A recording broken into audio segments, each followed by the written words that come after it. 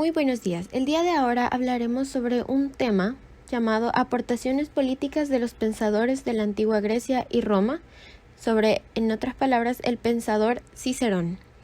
Su nombre completo era Marco Tulio Cicerón. Nació el 3 de enero de 106 a.C. en Arpino, Italia, y falleció el 7 de diciembre del 43 a.C. Cicerón fue un pensador, un filósofo y un político. Él aceptó defender a los sicilianos oprimidos por el antiguo magistrado Verres, logrando imponerle una condena, lo cual lo hizo muy popular entre la plebe y consolidó su fama de abogado. Cicerón se caracterizó por ser un ardiente republicano en ideas firmes, pero no completamente originales como debía funcionar la República Romana a través de la combinación griega y romano en un pensamiento político, pero ello Cicerón detestaba a César por sus diferentes opiniones políticas. Para entender el pensamiento de Cicerón debemos retroceder hasta Grecia. En su propia decadencia como una cuna del pensamiento clásico, en este proceso desaparecen elementos como la independencia cívica y la participación popular. Existían 6 tipos de gobiernos, 3 rectas y 3 desviadas según Cicerón. Las 3 rectas eran la monárquica, la aristócrata y la democrática o popular. Las 3 desviadas eran la tiránica, la oligárquica y la anárquica. Cicerón fue influenciado por 2 grandes pensadores. Primero tenemos a Platón, que fue un filósofo y seguidor de Sócrates. Y segundo tenemos a Aristóteles, que es considerado junto a Platón el padre de la filosofía occidental. Aparece una 7ª línea de gobierno, considerada como la mejor por ser la ideal, ya que es la combinación armoniosa de las 3 formas rectas. Las formas rectas del gobierno son en las que se gobierna con justicia. Cicerón quería restaurar el antiguo equilibrio de las instituciones. Su punto de partida es una justificación de la práctica, de la virtud política, la cual es presentada como una actividad digna del sabio.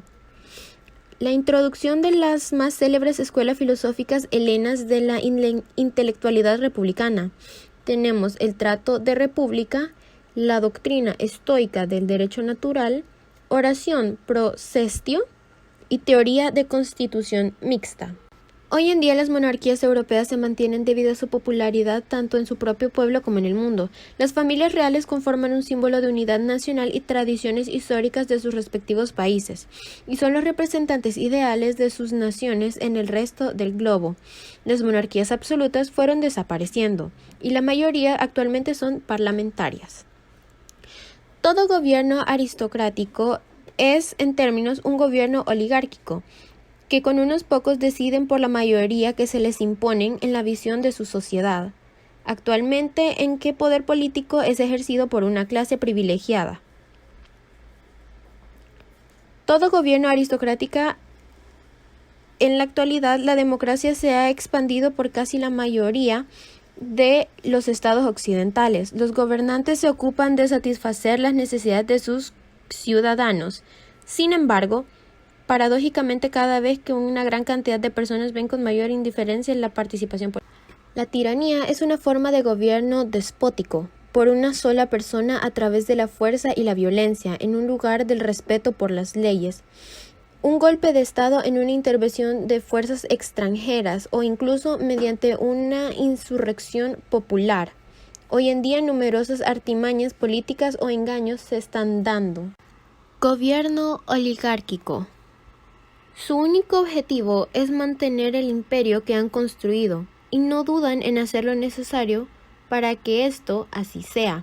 Los oligárquicos ganan mucho dinero, sin inventar nada, sin corregir riesgos y sin necesidad de generar empleos, captando las remesas a través de suplir el consumo. Países que pueden reinventar la economía, sus principales obstáculos son los oligarcas y las maras. Pensamiento crítico en la actualidad. En un presente de guerra total contra la humanidad, y en esa perspectiva, ¿desde qué parámetros es posible considerar al horizonte ético-político libertario como pensamiento crítico? Las formas anárquicas de hacer política se dirigen a deshacer la denominación en todas sus formas y manifestaciones, el movimiento libertario no solo se posiciona contra el capitalismo y el Estado, sino contra el patriarcado, el autoritarismo, las formas de poder coercitivo, la explotación y uso mercantil de naturaleza. En su teoría Cicerón sobre las clases y los sectores sociales se manifiesta con especial nitidez la ideología de la nobleza esclavista romana. Todas sus simpatías se vuelca hacia los optimistas de la nobleza.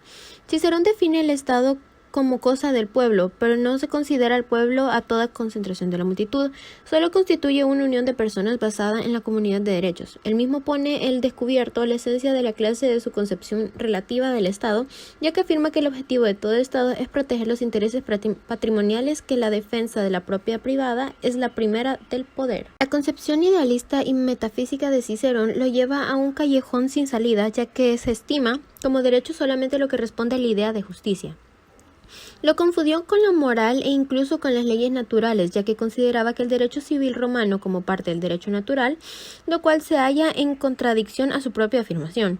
Acerca de la disonancia entre uno y otro, pero ellos mismos no logra dar una respuesta satisfactoria al problema sobre la correlación del derecho civil y el de gentes al cual según él coincide, por un lado con lo natural y por el otro con una parte de lo civil. Los jurisconsultos romanos clasificaron el derecho con más precisión de Cicerón entre subvisiones, es decir, el natural, el de gentes y el civil. Su idea consistía en que todos los buenos, independientemente de su condición social y riqueza, pueden ser igualmente optimates, lo que no significa otra cosa que el servicio del Estado al bien común. Él aquí no solo significa un derecho positivo, sino también la ley natural. Entre otras cosas, ha establecido en el de legibus la formulación del derecho dogmático, porque es la única manera en que Roma tiene de afirmar que su derecho es parte del derecho común del mundo entero.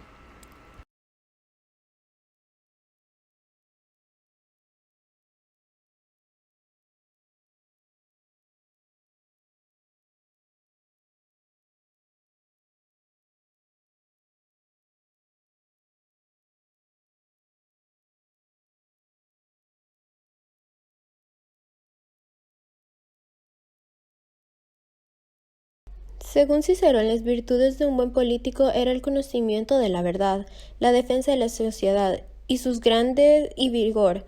Su principal aporte al pensamiento político fue el derecho natural universal, que según él es el ordenamiento jurídico. Cicerón era un hombre de Estado, defensor de la patria, de las instituciones políticas.